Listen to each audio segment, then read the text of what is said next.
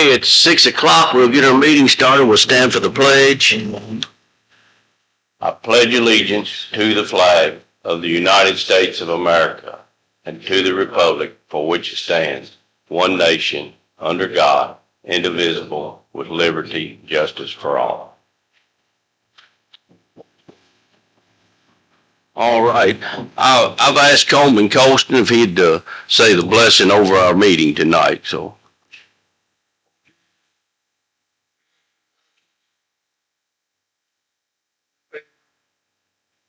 Soul gathered under his roof, and we thank you for every soul and nothing like those.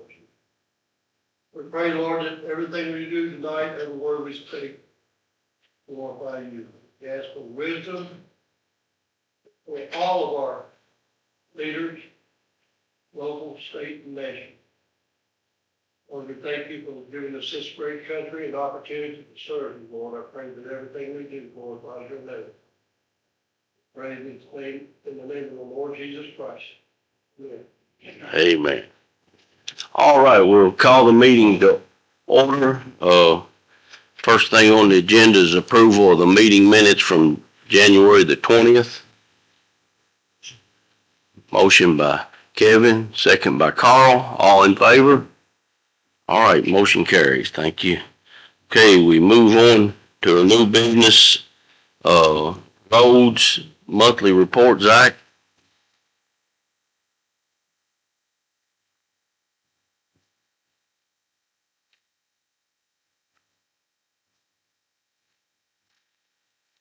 Yours was busy with several long days with plowing and salting roads, trying to keep the roads clear and safe as possible.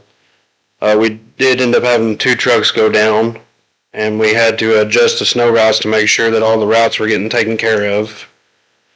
We did end up using several tons of salt and cinder, but we did order another 200 tons of cinders and another 100 ton of salt to stock back up. Hopefully we won't have to use it till next year.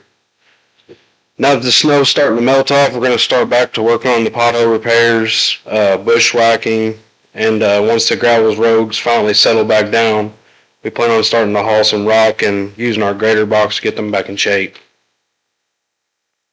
Any questions for Zach? I will say we're getting some complaints on the gravel roads.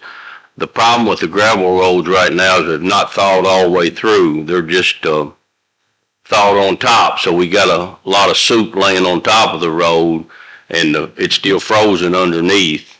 So it won't settle on down. So hopefully after this warm spell today and tomorrow, maybe it'll thaw through. Once it does that, it'll settle down where we can put rock on the road and start grading and that kind of thing.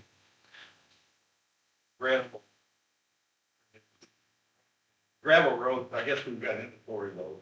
And are we trying to do a plan to where we can eliminate and try to asphalt some of these roads as we go? Because as you well know, these gravel roads problem every year. Well, I like this guy. Turn your mic on, Brad. Now, Roger, we don't get enough money to keep up with the blacktop roads we got. That's the issue. I mean, I think Scott and Travis will tell you the same thing. I'd love to see them all blacktop, but I don't know how that's going to happen. It's not going to happen for Here's the problem. Our funding's going down every year, and our cost is going up every year. I mean, our funding's down, probably going to be down about, well, they just sent out a check for our second, and it's way down from what they even projected it for our second check that we usually get. And so our problem is, like I say, we're paying, our rock prices went from $14 a ton in 17 to about 20 something dollars a ton now. And the blacktop prices went just out the roof. The salt prices went up. We paid $98 a ton last year, $121 a ton this year. So everything's gone up except the road fund. So I don't know how we're going, if we want to pay what we already got, and we've got these other funds coming in like the old discretionary money from the governor. I do know we got 3 roads that's on that list of 10s this year. I talked to Bobby Joe Lewis about that this past week.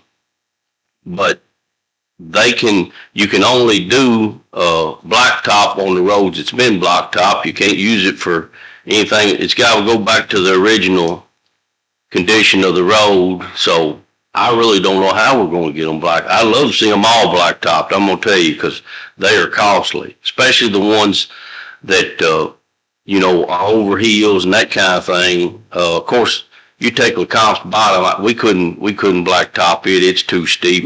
It's too I don't know how they'd ever get up and down it if we did that. But some of these over this way we could blacktop, and I'd like to see them blacktop, but I don't really know exactly, unless another pot of money comes available. I don't see us getting it done in the near future. Okay, you want to have all the questions? Okay, you want to give you mine? I'll add to that, a lot of people don't know what, I'm sure Roger does, but I think a mile of blacktop was costing us, $51,000 last year? And we got, 300,000 for blacktop? 250,000. So it does 5 miles. Mm-hmm. We got 280 miles of roads. So it don't add up. Yeah, we had our meeting this afternoon, discussed equipment. All the trucks are up and running. Everything's ready to go. They got the bushwhacker back, and hopefully dries up so we can get some gravel down. And I know the gravel roads are a mess. Zach and them went and looked at Little Dixie today. It's a complete disaster, but as soon as it dries up, I know if they're going to put some rock on that. That's about all I got. I would like to thank our road crew and Judge Bates and Travis and everybody that pitched in and helped with the snow removal. It was quite a task for a while, but we pulled through it. Any questions for Brad? And I do want to say thank you to our road crew. I'm sure they cussed me a few times, but they didn't do it to my face, thank goodness. But we had them out there. They spent some long hours, and I appreciate what they did do. There's a whole lot to what you think. You just go drive down the road, but you got to make sure you keep it in the road. You get off the road and you're in the ditch real quick, and then somebody's got to come. Then you got 2 trucks off because somebody's got to come and get you out, and different things like that. And so it is very taxing on these guys when they're scraping snow, and I appreciate everybody, all their work. All right, we'll move on to planning and zoning solid waste. I think Jason had to be out today. I think Travis has got. Yeah, he gave me his report. So from January 16th to February 12th, they had 16 electrical permits, 11 building permits, 0 sign permits. Meeting dates, next Board of Adjustments will be Monday, February 23rd at 6 o'clock here at the fairgrounds, 4-H building. Next planning and zoning meeting is going to be scheduled for March 11th, 6 o'clock, also here at the fairgrounds. The next item of business that they have is just to see about getting approval. We've done this before, we didn't get it, but Amy has worked on putting an application together for the Port in Place rubber tire grant that y'all hear about every time you go to one of your trainings with solid waste, to try to apply to be able to use that at the playground next to the splash pad. In doing so, there's a 25% match that's either monetary or in kind. For the quote that we received, the 25% match would be $30,052. If that's something that you all would like to proceed with, we need to have it in the minutes that the county approval to apply for the grant. It's the ground tires poured in place. They're poured in place. It's not like the rubber chips. It's going to be like a mat with the rubber with the cushion. Mm-hmm. It would be very beneficial because it's close to the splash pad. Mm-hmm. And right now they carry all the wood chips to the splash pad from out of the playground there. So it'd be very beneficial if we could get the grant.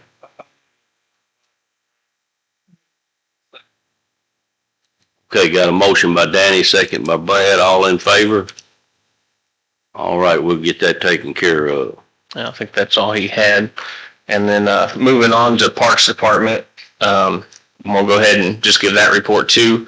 So we spoke with Toby at the beginning of the month. He has a bunch of comp time from the past season that he needed to burn down, so he's going to be off and through February and come back the 1st of March, which is really when the parks start opening back up for Little League at Harry Hill. So I've been working with Daniel, going over some things, keeping him busy with tasks that need to be done. The dugout block buildings have been built at Harry Hill on Field B and C.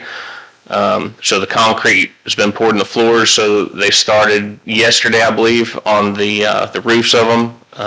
And then we'll need a fencing guy to come in. There's a ton of cleanup just because it thawed out while they were out there working. So we've got a mess to clean up as soon as we can get out there to do that, to be able to get it ready for the upcoming season. I think that's about it really with Travis has been working on the scoreboards, trying to get those working again. I think maybe we found some of the issues there, so. We got one of them working. I haven't had a chance to test the second one yet. Been waiting on some decent weather to test the second one, but at least making some progress out there before time for the ball games. All right, we'll move on to Animal Services. Danielle?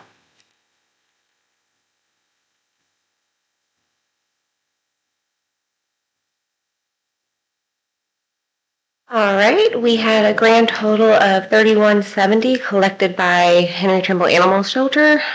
We had about 800 in adoptions, $22.50 in donations, and about 120 in others. We do have a couple of events coming up. We do have the Animal Welfare Summit in Frankfurt on Friday. So a lot of the full-time staff will be in Frankfurt to attend that summit. We had current 19 dogs at the beginning of the month. We had 31 out and 31 in and 37 out total. 6 was adopted, 26 went to a rescue, and 5 were reclaimed by their owners after coming in. We do also have a couple of other adoption events that we are doing. One major is the Louisville Adopt. We were actually invited to go out this year. It's out in Louisville. It is a huge annual event that occurs out there that is hosted by Isaac Harrimer as well as the Kentucky Humane Society. They only invite 11 other rescues and shelters to be involved. So it's a great honor that we've been acknowledged and are going to be allowed to be a part of it. So that will be on May 9th. There will be advertisement as well as on the news and everything else. So be prepared to see our little name out there. Thank God. So as well as I have been requested, we have been in a desperate need of a second vehicle for animal control since our other one had went out of commission.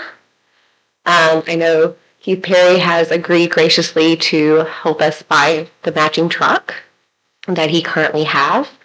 And I have been asked to bring it up to all of you wonderful people in hopes that we can get that moving along for the shelter and help with animal control. All right, any questions for Danielle?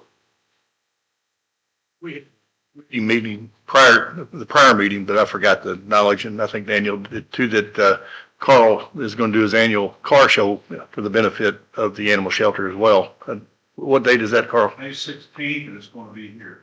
We had to change the venue because May 16th, the Harry Hill Park will already have baseball kids there, and it'll be packed out, so we will move it here.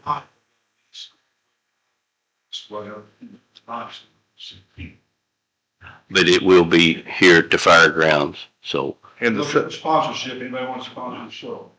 And the second vehicle, I guess, Scott, that you're probably on top of that, I would think. Yes, but we gotta have room in the budget to be able to do that, so, yeah, we have been discussing it. Thank you. Yeah. And the car show is a great event. We had it last year, so if you didn't get to come last year, please check it out this year. It's a good time. Family friendly. Thank you. All right, Sheriff's report, Keith.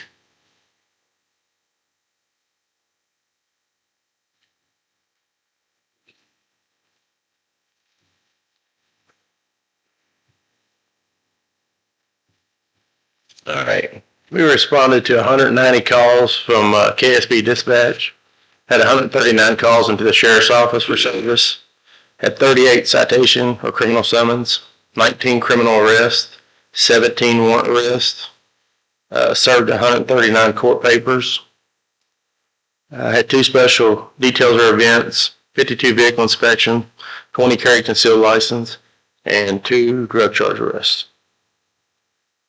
Any questions for Keith? In charge of the drug task force. Yeah, it was, so it is operational now. The last meeting we had, Attorney General and everything's, the hoops we had to jump through has been jumped through. We formed a board. Our next meeting is March the 13th. So taking applications for the director spot. The director will be the one in there in charge of the task force officers and reporting to the board. So yeah, we got an operational task force, first time ever. Congratulations. Yeah, thank you. Yes, that's been a desire of Keith's for a long time, so it's good that it finally come to fruition. I think it'll pay off. It'll have officers from other counties working here, so it's going to up the manpower, and it's going to keep, and same for those counties, and it's going to keep our road units answering calls, patrolling roads, because when they get drug complaints, we'll just pass that on to the task force, and they're not bothered with those calls. So I think it'll be a great thing. So yes, sir. All right, Sheriff, excess fees. All right. Estimated receipts was $1,008,335.58. Brought in $1,125,762.22. Estimated disbursements was $1,003,316.66. Actual disbursements was $998,573.82. Estimated excess fees was $5,018.92. Actual excess fees is $127,188.40.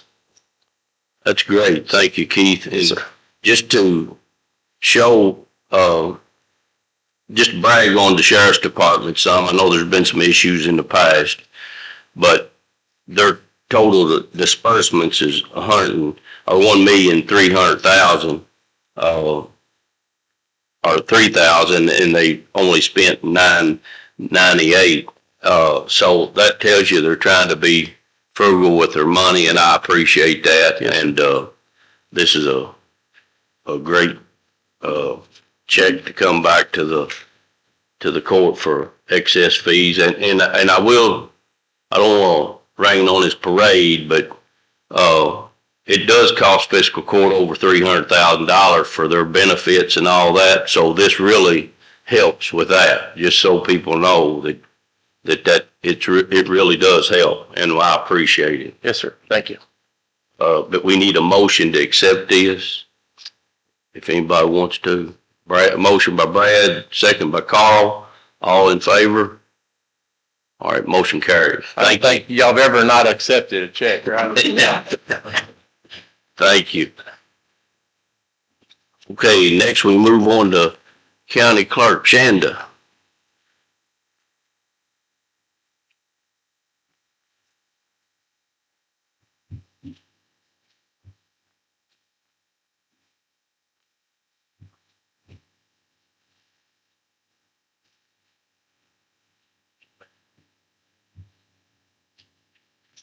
Okay. I'm here to present our 2025 excess fees from the Henry County Clerk's Office. Our receipt side totaled $6,482,367. I'm sorry, I had to read this over. $6,482,367.56. Our expenditure side totaled $6,252,438.47. That means we have an excess fees check to turn over of $230,437.22. However, just like Keith, the fiscal court pays for expenses for my employees, which total about $150,000 to $160,000. So my estimated fees when I presented for this budget to be approved was about $64,000. So if you minus the $150,000, $160,000 for my employees, I'm still turning over about $70,000 to the good of the county. So, would you all like to accept this check? Make a motion. Motion by Kevin, second by Danny, all in favor? All right, thank you, Shanda. And that's another, I will say, to brag on Shanda a little too, that has really helped, to our county budget when they turn this much excess fees in, and it really helps with us budgeting what we need to do. So thank both of you all. Great job. All right, next discussion about the 250th year celebration. This is kind of my brainstorm, or well, my wife's brainstorm. Let me put it. She's not here, so I can say yes. But she come up with this. This is the 250th year of the great United States, and it's something to be celebrated as far as I'm concerned. I would like to see us. We've been talking about it some in the office, maybe trying to. I think most people will be off July the 3rd.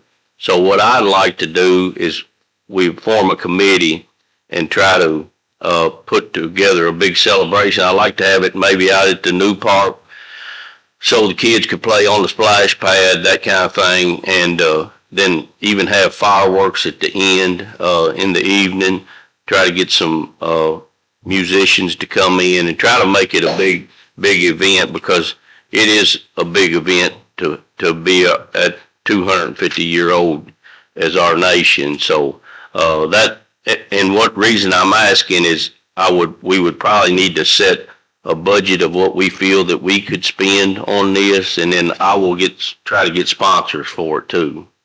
So what's your pleasure? Is it something you'd be interested in, or?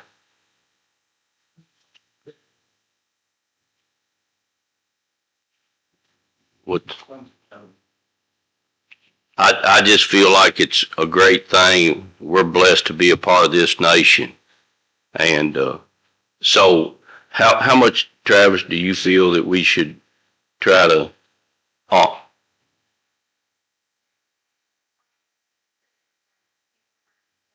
if they want to do it? Yeah, absolutely. Yes. And that's what I say. We just need to set a maximum for us to spend, but I do feel that we can get a lot of corporate sponsors, and probably the cities will kick in too, because I think we could make this a big event, and hopefully we can have a lot of the county people come to it.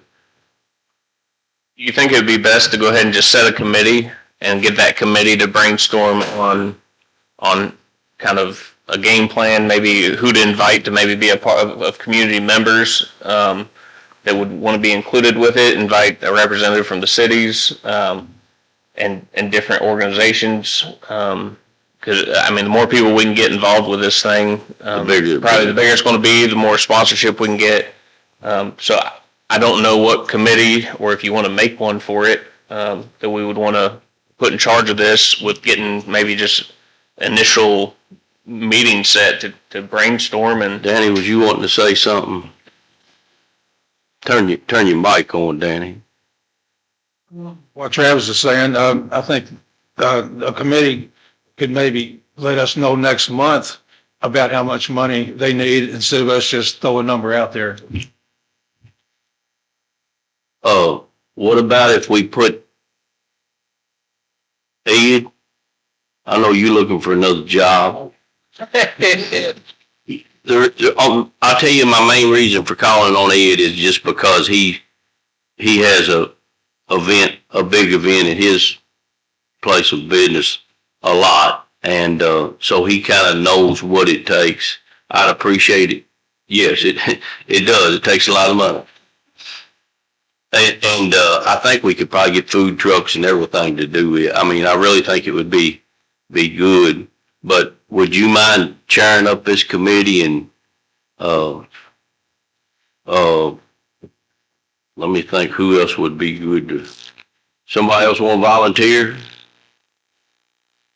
All the hands is going up. Brad, he just threw his hand up. Okay, one more. Got me in. Carl, would you be interested in it? Okay, all right, we'll put the committee together and, we'll have discussions and figure out what we need to do, and we'll get back next month and kind of get some kind of idea on a dollar amount. And from that point of view, the one thing. Turn your mic. One thing you're gonna have to get on very quick is, reserving fireworks. It's 4th of July, it's a 250th anniversary, and number one, they're really expensive, but number two, all these companies are gonna be booked up. So we need to look into that like yesterday.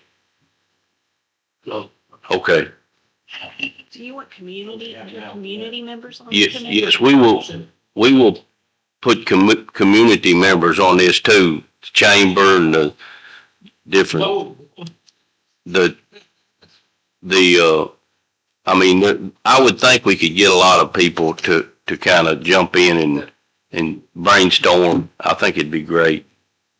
And like I say, try to get somebody from each city, that's interested, and I think we could make it great. Make America great again. it would be good if we had a member from every city council helping him out, like Leanne Armstrong. I probably want to volunteer for him. Yes, I think Leanne would be.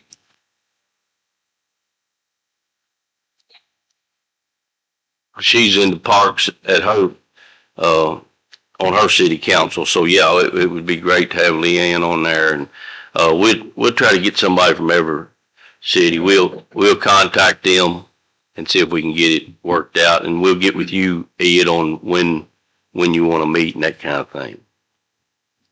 All right, that's good. I'm excited about that. The next thing is, the Judges Association.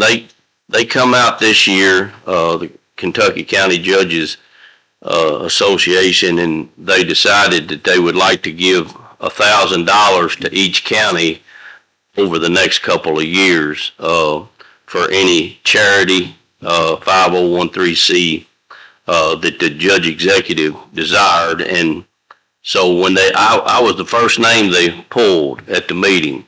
So I was happy about that. And we talked, and, I feel that, we're going to donate this to the Henry County Help Center. I think they do a great work there. They hand out a lot of stuff, and I know it's done very responsibly, and I appreciate that. So, Joe, I have you $1,000 check here.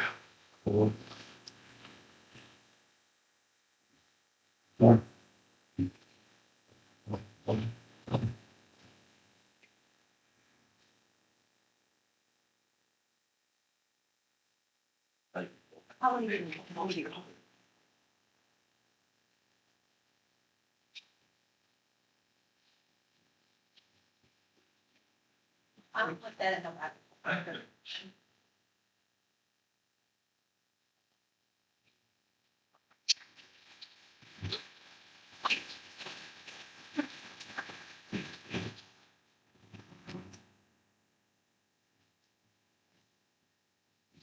All right. We'll move on to claims and transfers. Have you had time to look over those? Motion by Brad, second by Kevin. All in favor? All right, motion carries. Thank you. Okay, we move on to public comments. 3 minutes per speaker. Anybody in the public want to speak?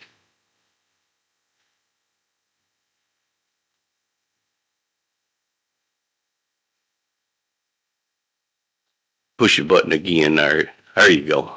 Thank you. This is the first time coming to a meeting, and I want to thank each and every one of you especially Judge and you guys for your commitment to helping this county out.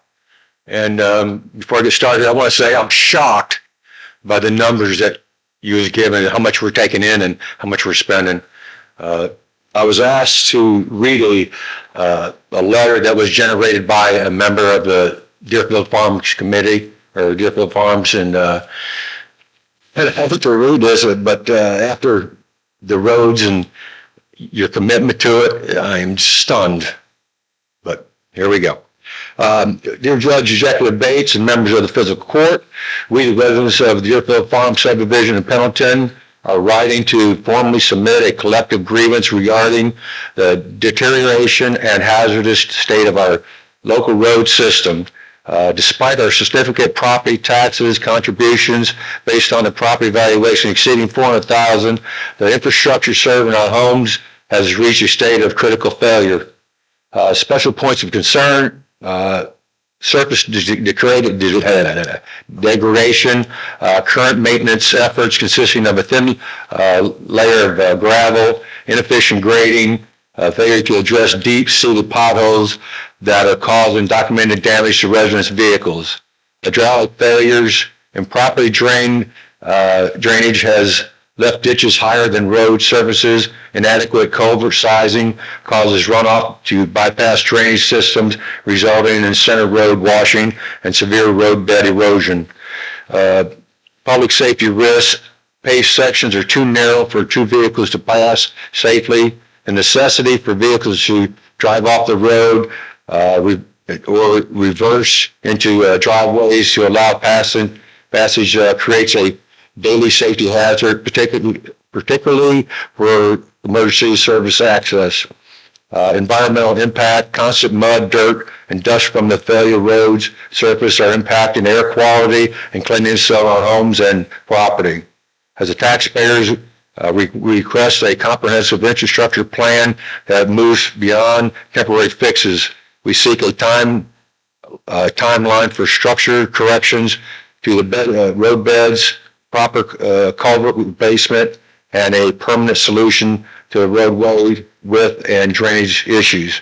We invite the judge, executive, and the road foreman to conduct a site visit in a standard passenger vehicle to experience these hazards firsthand. We look forward to your prompt attention to this matter and a formal response regarding the allocation of tax funds for these essential repairs.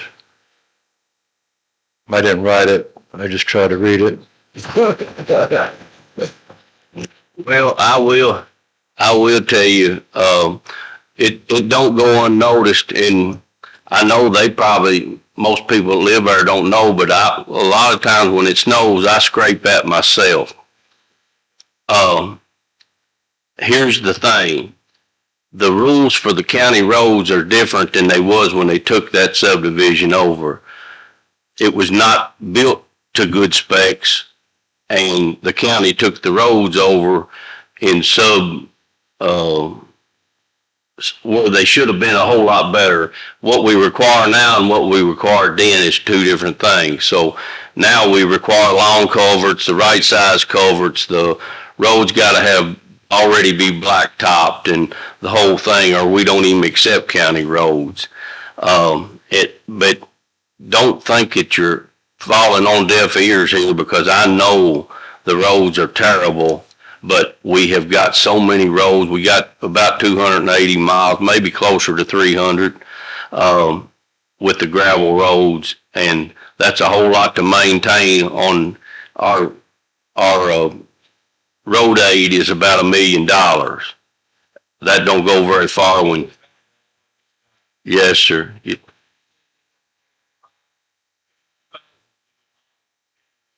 So we do about 5 miles a year, and if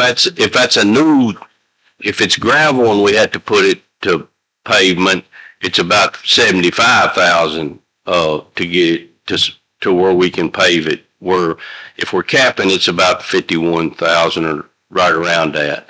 So yeah. So that's what our issue is. I know we have issues, and our equipment, a new dump truck, we've had one ordered since July. It's supposed to be in April. $173,000 just for the one truck, and I just spent $9,000 on Bones's truck. You got to check in the claims right now to fix one that was broke down during the last snow. So, but just know that we do hear your concerns, but we are trying. Jim, thank you for, and everybody Yes. back there for identifying some of the issues that we need, because sometimes we just don't know. Potholes and stuff. And what I would think, there's not that many people, this is the first time I've ever been here, and I've been here 20 years, that more involvement, people would understand the system instead of calling and bitching at each and one of you every day, that you would know that there's no money. Yes, sir. Well, and that's not an excuse. We still got to keep fighting for the money. I will tell you that. And I think we're going to get some discretionary money this time for some of the tens. I'm hoping, but it's hard. It's a uphill battle. I will tell you that. Yes, sir. Thank you. Lay on the people. Right. Yes, sir. No. No, that don't make any difference. But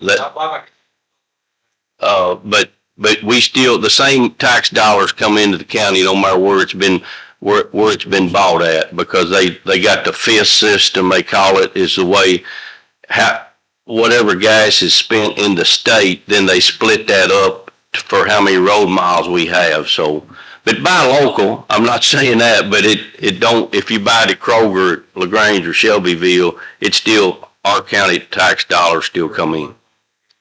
Yes, sir. Yes, and I know it's unpopular. There's a guy that's got a new gas tax to put the floor in. Our tax was about 32 cents because the wholesale level was higher. Paul Hornback tried to put a floor in of 28 cents. Now we're getting 24 something they said? Is all the tax is. There's a guy that's put out which I don't think he'll get any traction, but for 29 cents. I've always been a truck owner and owned a trucking business. I've always said I'll pay the road tax if I can drive on some decent roads. But I don't think it's going to get any traction this year because it's an election year and nobody wants to vote for a tax increase. But to me, I could vote for a tax increase if I knew I was going to be driving on better roads. So thank you for coming, and thank you for not just coming up here and beat the snot out of us and just coming. Yes, sir. Yes, sir. Yeah. Should might learn something tonight, and I did. Well, thank you for coming. Yes, sir. Get involved. Thank you.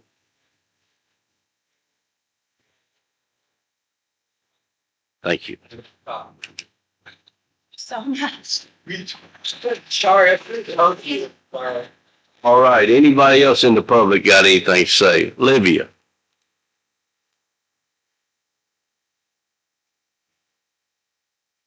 I was not going to say anything. I was going to hit you up after the meeting, but then you brought up America 250, and this fits in. So we have the war memorial up by the courthouse for those that were killed in action between World War I and Operation Desert Shield. I would like to do a memorial for Revolutionary War vets. Those who came to settle in Henry County after the Revolutionary War. I have a mock-up. I have spoken with Lucas Monument and Eminence for a 30-inch wide, 36-inch tall, 6-inch thick. We have about 100-ish names that we know of Revolutionary War vets that settled in Henry County. It would be 3 columns of names. A 4th column would be left empty for future names to be added if they're discovered.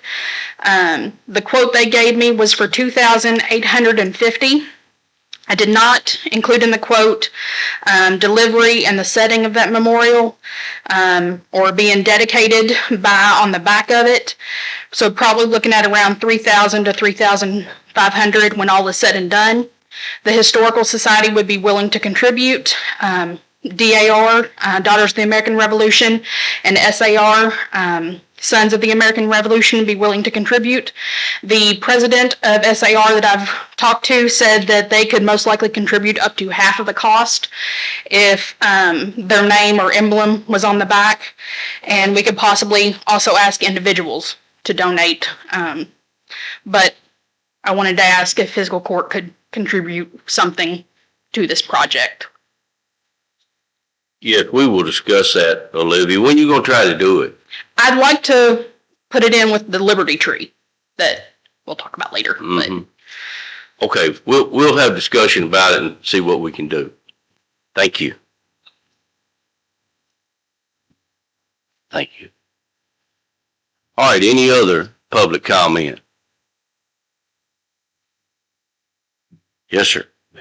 Yes, sir. Lauren Powell from Turner Station. A lot of organizations conduct what they call lessons learned assessments after large projects or events to review and document things that maybe could have been done better, things that they'd like to do differently next time. I'd like to know if county departments, especially the road department, are doing things like that, especially like after our recent winter storm. And if so, if it is happening, sort of what were the results of after this most recent storm? That, and we have a meeting once a month, and we're trying to improve every time we get a chance. 3 years ago when we took over, not patting myself on the back, but my two commissioners on the committee and Scotty and Travis, we've not stopped in 3 years because we didn't have nothing but a junk pile. So we've got a new truck order now to make things go faster. We only got 6 people. I think that's right. Five full time. That's all we've got in the budget. But as far as equipment, it's getting in really good shape. We've got some good equipment. And our road supervisor, Zach, and the road crew's doing a great job. I mean, he's been with us. He's been supervisor, a year and a half? About a year. About a year. And I heard him calling. He'll come and, somebody will. Sure. I heard in the comments in the presentation that 2 of the trucks actually went down. Yep. Is there a mitigation plan to prevent that in the future for other events? We had one this time. We've got some people all over the county that we have that go out and scrape roads with their bobcats and stuff in a bad situation. I know 2 of them that was on the road. I was in one of them, and I think Sean Woods and several around the county. We've had several this time that we just hired people farmers and different ones to try to cover some of those roads. I will tell you another thing. We were trying to just figure between big trucks, small trucks, the 550s, we can get around quicker with those. They're 4-wheel drive, where the dump trucks is not as quick to get around, not as easy to turn around. So we're trying to work it out where we can put like the 550s in the subdivisions where there's a lot of houses, a lot of driveways, and they can tilt their blades different way, where the older trucks, all the blades turn one way, it's going off to the right, and that's all we can do. The new truck, it will have a blade that can go in either direction. So yes, we're trying to make things work better for the guys and make it, back in the day, they had 8 single axle trucks and 8 workers, in the truck. So when we started, there was only two single axle trucks when I took over, and then, 1 550, and there was nothing but junk, I'm gonna tell you. But we have made some improvements in that, and like I say, the funding is just not there, and I hate to say that, but it's just not there. And so we're trying to do the best we can with what we have to do and try to improve what we're doing. So yes, sir, we are. Okay. Thank you for your time. Thank you. Any other public comments? All right, any court comments? So I was in Lexington the Monday night after the snow hit. And you're talking about, a city with 650, 700,000 people and a huge fleet of trucks and manpower. And our roads were in better shape than theirs were. I mean, seriously in better shape than than I was amazed. And, we were at a training conference and the mayor was there, the mayor of Lexington, and I heard them they just pounced on her, because they didn't have the stuff done. So considering the budget we have and the amount of people that we have and the amount of equipment we have, I think they did a really good job. So. And I'll never say we're perfect, but we do try to get better every snowstorm we have, trying to push it back a little further. But if it's muddy, you get off the edge of the road. I can tell you from a man what's got experience in that. The first time I pushed snow, I pushed from about here to that wall, and I was off in the ditch because the road took a little left, and I didn't know the road took a little left, and I took a little right, and ended up having to get a backhoe to come pull me out. So sometimes it gets complicated, trust me. All right, any other court comments? Take a motion to adjourn. Motion by Ed, second by Carl, all in favor? All right. Thank you all. Have a good night.